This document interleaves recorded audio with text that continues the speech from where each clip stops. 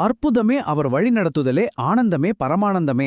இந்த பாட்டு நீங்க கேட்டிருக்கலாம். ஆனா சில சமயம் இருக்கு பாருங்க, இந்த மாதிரி வரிகளோட உண்மையான ஆழமான அர்த்தம் ஒரு ரொம்ப கடுமையான அனுபவத்துக்கு அப்புறம் தான் நம்ம மனசுல பதியும். அப்படி ஒரு சேல்ஸ் பர்சனோட வாழ்க்கையில நடந்த ஒரு சம்பவத்தை, ஒரு நம்பிக்கையின் சாட்சியத்தை தான் நம்ம இப்ப பார்க்க போறோம். உங்ககிட்ட ஒரு கேள்வி.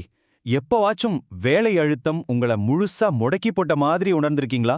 என்ன பண்றதுனே தெரியாம ஒரு பெரிய சுவருக்கு முன்னாடி நிக்கிற மாதிரி ஒரு நெருக்கடி.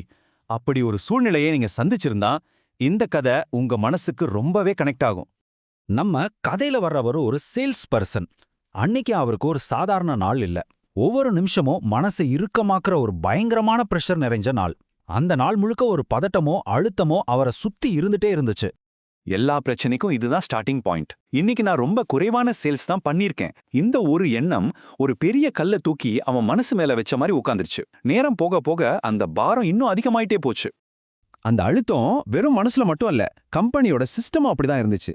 மதியம் 12 மணிக்கு ரிப்போர்ட் அனுப்பணும், அப்புறம் 3 மணிக்கு ரெண்டாவது, சாயங்காலம் 7 மணிக்கு மூணாவது, கடைசியா ராத்திரி 9:30 மணிக்கு ஃபைனல் ரிப்போர்ட். அடேங்கப்பா, ஒவ்வொரு தடவை ரிப்போர்ட் அனுப்பும் போதும் சேல்ஸ் ஆகலையேங்கிற வழி அவரை இன்னும் அதிகமா குத்துச்சு. ஒரு கட்டத்துக்கு மேல அந்த பிரஷர் ஒரு பர்சனல் அட்டாக்கா மாறிடுச்சு. கம்பெனில இருந்து ரொம்ப கடுமையா திட்டு வாங்குறாரு. அந்த வார்த்தைகள் ஒவ்வொன்றும் ஈட்டி மாதிரி அவர் மனசை காயப்படுத்துச்சு. இனிமே இந்த நாளை எப்படி முடிக்க போறோங்கிற கவலையும் ஒரு விதமான கையறு நிலையும் அவரை முழுசா சூழ்ந்துடுச்சு.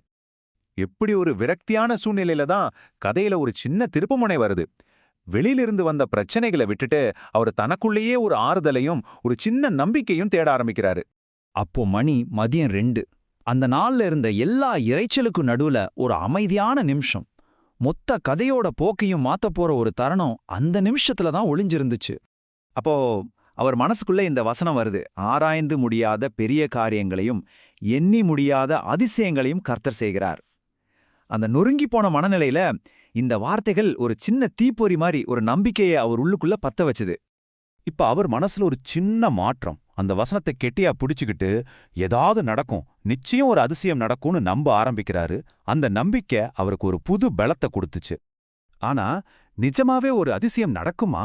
இந்த நம்பிக்கை வீண் போயிடாதா? இந்த கேள்வி அவர் மனசுல ஒரு பக்கம் ஓடிட்டே தான் இருந்துச்சு. அவர் இப்படி நம்பிக்கையிட்டு இருந்த அதே நொடியில திடீர்னு வெங்கடேஷ் அப்படின்னு ஒருத்தர் வராரு. எந்த முன்னறிவிப்பும் இல்லாம சற்றும் எதிர்பார்க்காத ஒரு வருகை அது. அந்த இடத்துல ஒரு பெரிய ஆச்சரியம் காத்துட்டு இருந்துச்சு. வந்தவர் வேற எதுவும் பெருசா பேசல. நேரடியா கம்பெனியோட பொருளை வாங்கிட்டு கிளம்பிட்டாரு. அவ்வளவுதான். ரொம்ப சிம்பிளா, அமைதியா, ஆனா ஒரு பெரிய அதிசயமா அந்த நிகழ்வு நடந்து முடிஞ்சது. அந்த ஒரு விற்பனை நடந்ததுக்கு அப்புறம் அவரோட மனசுல ஒரு பெரிய மாற்றம். அந்த நிகழ்வை விட அது அவருக்குள்ள உருவாக்குன அந்த உணர்ச்சி தான் இந்த கதையோட முக்கியமான பகுதியே. மிக்க மகிழ்ச்சி. இந்த 2 வார்த்தைக்குள்ள அவ்வளோ உணர்வுகள் இருந்துச்சு. காலையிலிருந்து மனசை அழுத்திட்டு இருந்த அந்த பெரிய பாரம் மொத்தமா இறங்கின மாதிரி ஒரு நிம்மதி, ஒரு ஆழமான நன்றி உணர்ச்சி, உண்மையான சந்தோஷம். இப்போ நாம கதை ஆரம்பிச்ச அந்த பாட்டு வரைக்கும் திரும்ப போலாம். அற்புதமே அவர் வழி நடத்துதலே ஆனந்தமே பரமானந்தமே.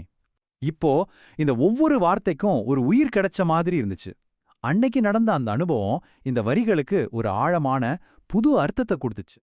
அந்த நாளோட மொத்த பயணத்தையும் இது சுருக்கமா காட்டுது பாருங்க. அந்த ஒரு அதிசயத்துக்கு முன்னாடி மன உளைச்சல், தாங்க முடியாத அழுத்தம், எதிர்காலத்தை பத்தின கவலைன்னு இருந்துச்சு. அதுக்கப்புறம் ஆனந்தம், நிம்மதி, அசைக்க முடியாத நம்பிக்கை. ஒரு சின்ன நிகழ்வு எவ்வளவு பெரிய மாற்றத்தை கொண்டு வந்திருக்கு பாருங்க. இந்த கதை நமக்கு ஒரு விஷயத்த ரொம்ப அழகா சொல்லுது. இப்போ உங்களுக்கான ஒரு கேள்வி. உங்க வாழ்க்கையில நீங்க சற்றும் எதிர்பார்க்காத ஒரு தருணத்துல உங்களுக்கு நம்பிக்கை எங்கிருந்து கிடைச்சிருக்கு? கொஞ்சம் யோசிச்சு பாருங்க. அந்த தருணங்கள் ரொம்பவே பொன்னானது.